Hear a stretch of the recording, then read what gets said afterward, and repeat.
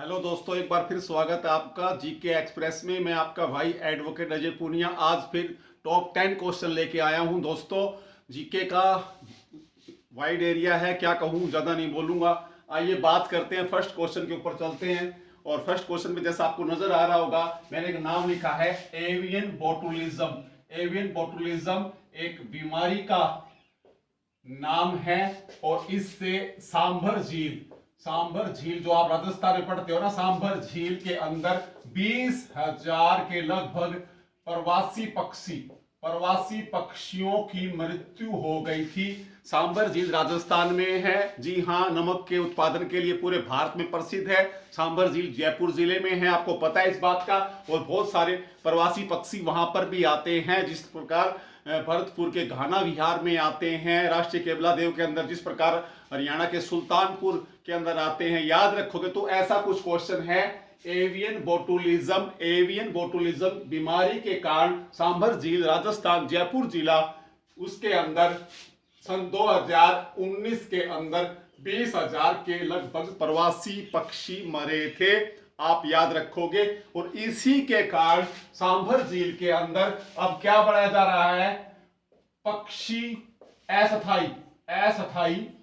अस्थाई पक्षी आवास स्थल, ताकि बाहर से आने वाले साइबेरिया से, रूस को, हिमालय को पार करके जो पक्षी आते हैं ना, उनके लिए सांभर झील के अंदर अस्थाई पक्षी आवास स्थल विकसित किया जा रहा है। सांभर झील जिला जयपुर राजस्थान। और इसी के अंदर अगर पुराना क्वेश्चन पूछे 2019 का, 20,000 पक्षी किस बीमारी से मरे थे? एवियन बोटुलिज्म से। आई थिंक मैं आपको समझा पाया हूँ, ठीक है। फिर सेकंड क्वेश्चन है IIT alumni council plus Mumbai विश्वविद्यालय। दूसरा क्वेश्चन है, ये दोनों मिलकर आईआईटी एलुमनी काउंसिल और मुंबई विश्वविद्यालय मिलकर, याद रखोगे, संक्रामक रोगों के परीक्षण हेतु, संक्रामक जो बीमारियां हैं, कोविड के बाद एक पहल की है, भी सबसे बड़ी प्रयोगशाला स्थापित की जा रही है। याद रखोगे, प्रयोगशाला सबसे बड़ी किसके लिए? संक्रामक रोगों के परीक्षण करने के लिए। कि कौन कौन? आईआईटी एलुमनी काउंसिल और मुंबई विश्वविद्यालय मिलकर, याद रखोगे, महाराष्ट्र मुंबई में संसार की सबसे बड़ी प्रयोगशाला संक्रामक रोगों की जांच परीक्षण के लिए स्थापित कर रहे हैं। कौन कौन कर रहा है? आईआईटी एलुमनी काउंसिल और मुंबई विश्वविद्यालय। 2 क्वेश्चन कंप्लीट हो गए हैं।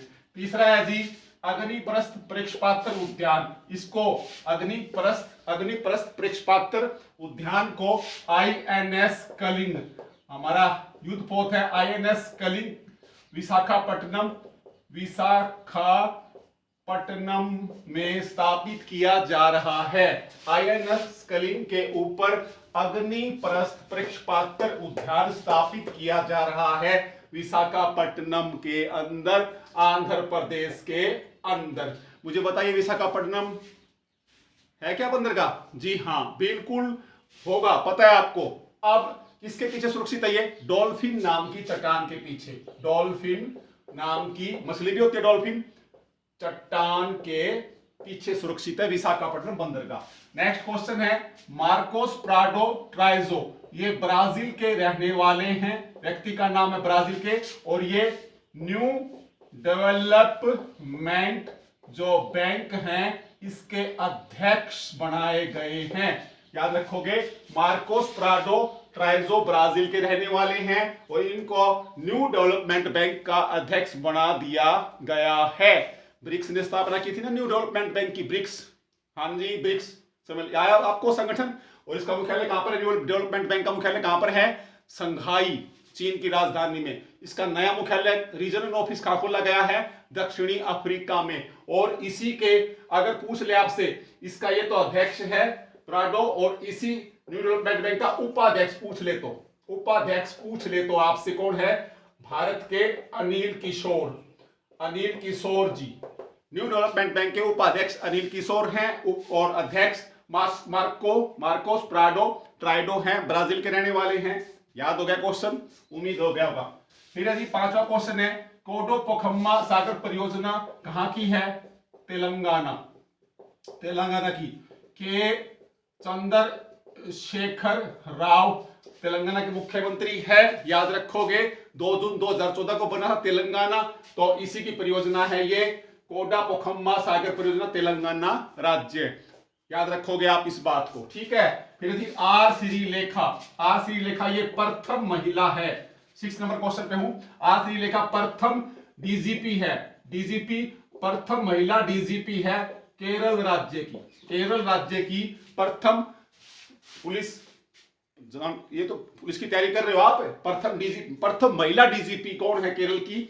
आर श्रीलेखा, केरल। अब मुझे बताइए, अभी पिछले दिनों अभी केरल की प्रथम महिला हाई कोर्ट की मुख्य न्यायाधीश का निधन हुआ है, उसके नाम में उषा आता है और इसका निधन हुआ है। आप मुझे बताइए पूरा नाम क्या है इसका?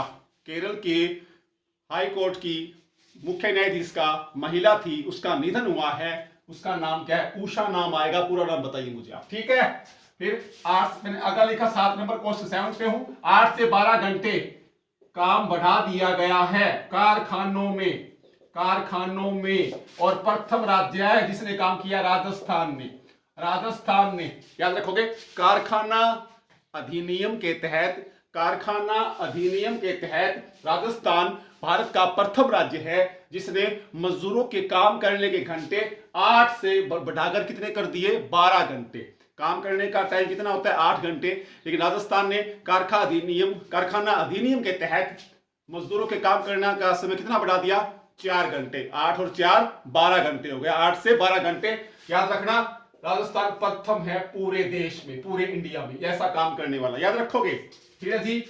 कारमेन रेनहार्ट, ये क्या है?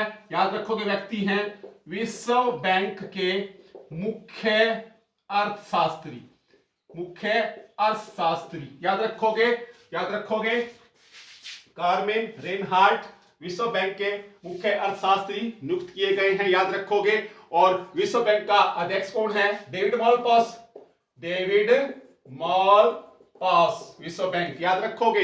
तो विश्व बैंक का मुख्य अर्थशास्त्री पूछ ले आपसे तो क्या है? कारमेन रेनहार्ट विश्व बैंक के मुख्य अर्थशास्त्री हैं, याद रखोगे इस क्वेश्चन को आप। फिर जी 9 नंबर क्वेश्चन है, B R Sharma. B R Sharma कौन है? जम्मू कश्मीर का जो लोक सेवा आयोग है ना, उसका अध्यक्ष नियुक्त किया गया है। जम्मू कश्मीर लोक सेवा आयोग के अध्यक्ष कौन हैं? याद रखोगे, बी आर शर्मा। याद रखो इस क्वेश्चन को आप, ठीक है। फिर 10th नंबर क्वेश्चन पे हूं, हनी माधु अंतरराष्ट्रीय हवाई अड्डा, इसको याद रखोगे सैन्य प्रयोग हेतु, सैन्य प्रयोग हेतु सामरिक दृष्टि से यह महत्वपूर्ण है और इसको विकसित कौन कर रहा है?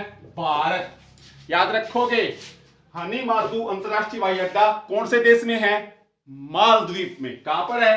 हनी, मैं देखो माधु से याद कर लो, मालदीव, मालदीव देश का अड्डा है, मालदीव देश का अड्डा है हनी माधु अंतरराष्ट्रीय हवाई अड्डा, जिसको सैन्य प्रयोग या सामरिक दृष्टि से, याद रखो चीन से सावधान रहना पड़ेगा, तो इसलिए इंडिया ने मालदीव से ये अड्डा ले लिया और इसका विकास कर रहा है भारत। याद रखोगे। तो दोस्तों ये 10 क्वेश्चन थे, उम्मीद है थोड़ी सी देर में आपको समझ में आ गए होंगे। और मेरा तो आपको अंतिम समय तक एक ही संदेश रहेगा, मेहनत मेहनत और मेहनत, सिर्फ मेहनत। सीधा अपने पास न तो किसी की बुराई करनी है, न ही किसी की प्रशंसा करनी है, न तो हमारे पास आगे देखने का टाइम, न दाएं देखने का, न बाएं देखने का। Concentrate your mind on your target. जय हिंद, जय भारत, वंदे मातरम और हिंदुस्तान जिंदाबाद। और बहुत जल्दी मिलता हूं नेक्स्ट वीडियो के साथ। सबको सलाम।